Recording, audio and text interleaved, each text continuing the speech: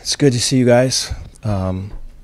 In reviewing the film, a lot of positives, and couldn't overcome the negatives. And so, impressed with how we came out. Impressed with the physicality that we played with, the speed that we played with, the confidence that we played with. A lot of that was all, at issue and in question after our first game. And so to see the improvement on that, and then to have focused on that and worked on that, and to see that carry over was really good to see.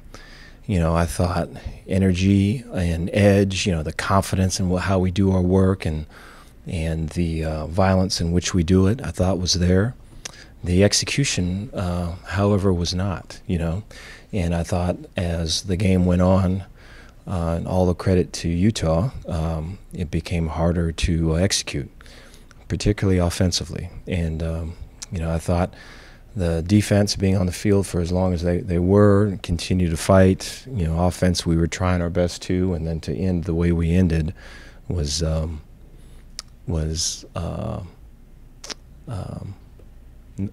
was hurtful, and it was frustrating, and just all the things. And so, to be in the locker room afterwards and to round guys up and say that,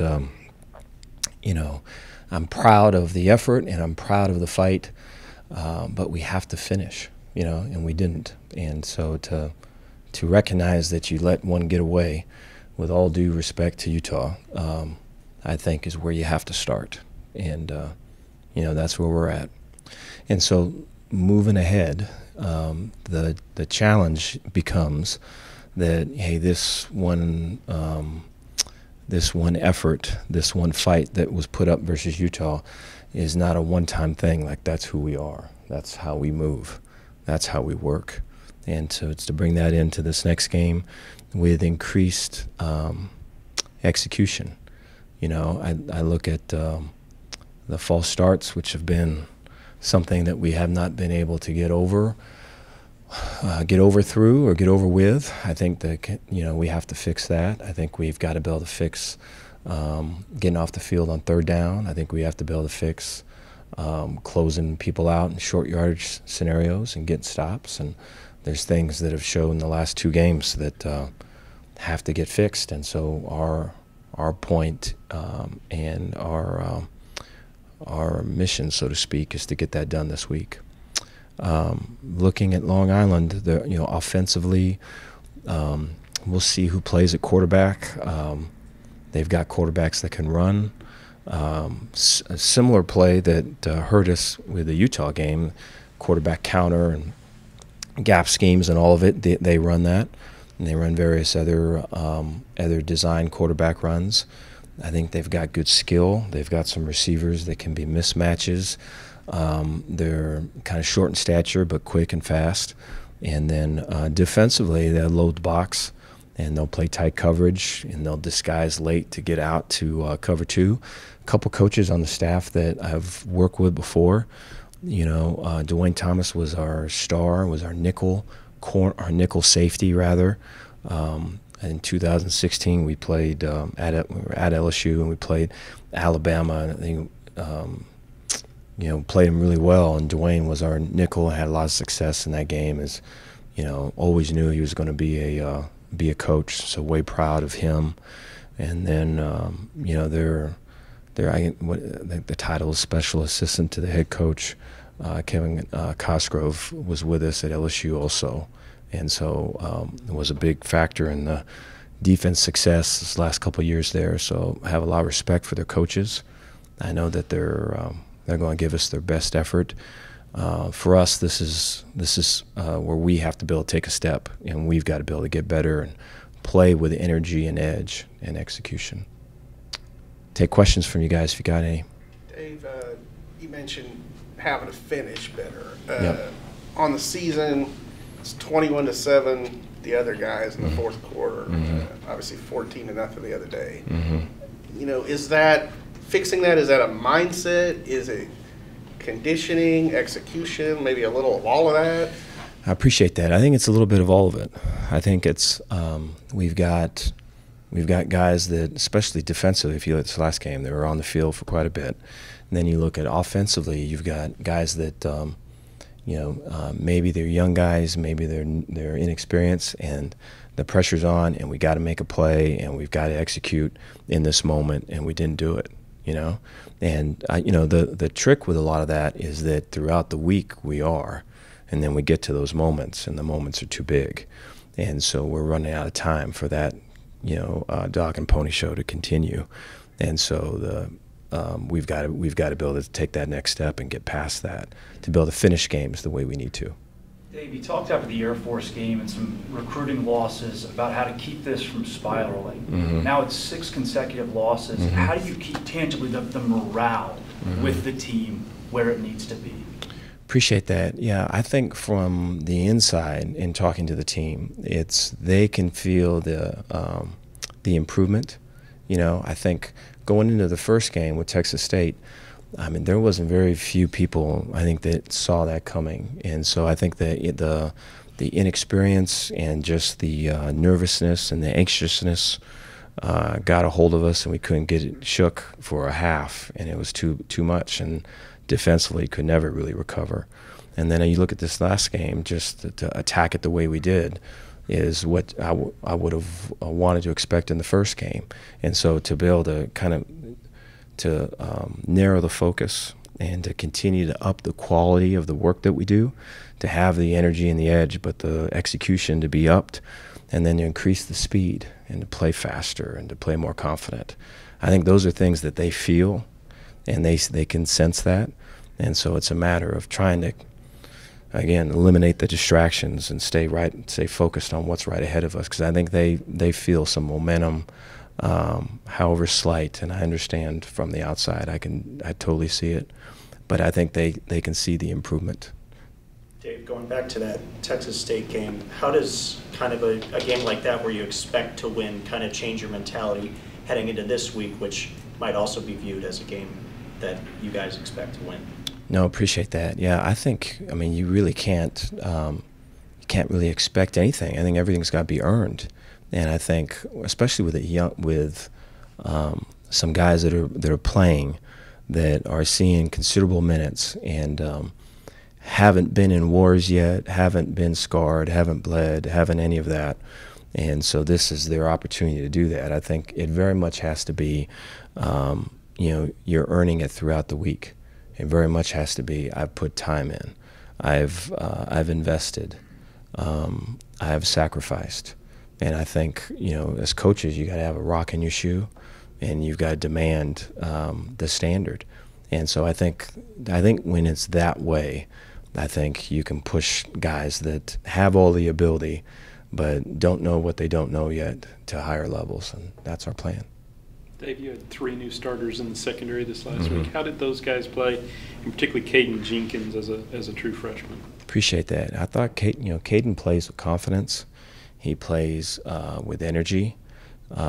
He is unafraid and attacks things, and that's been here, and he took it across the bridge and did it there, and so knew that he would. Thought DJ really played well too. I thought there was some feeling out moments early, and there was some feeling out moments late too, but I think overall he was really aggressive and confident and played fast. And I think there's going to be more guys that are going to play as it goes. You look at Trey's playing D-line wise as a young guy. We need to get some more linebackers involved with young people. And so I think to have the depth that we need, they're going to for sure factor in. Dave, you addressed it after the game, but can you talk a little bit about what you saw from Sawyer on Saturday and what you're hoping to see from him against LIU? Appreciate that. Yeah, I saw throughout the week strong leadership. I saw confidence. I saw an energy throughout practice. I saw a real strong work ethic.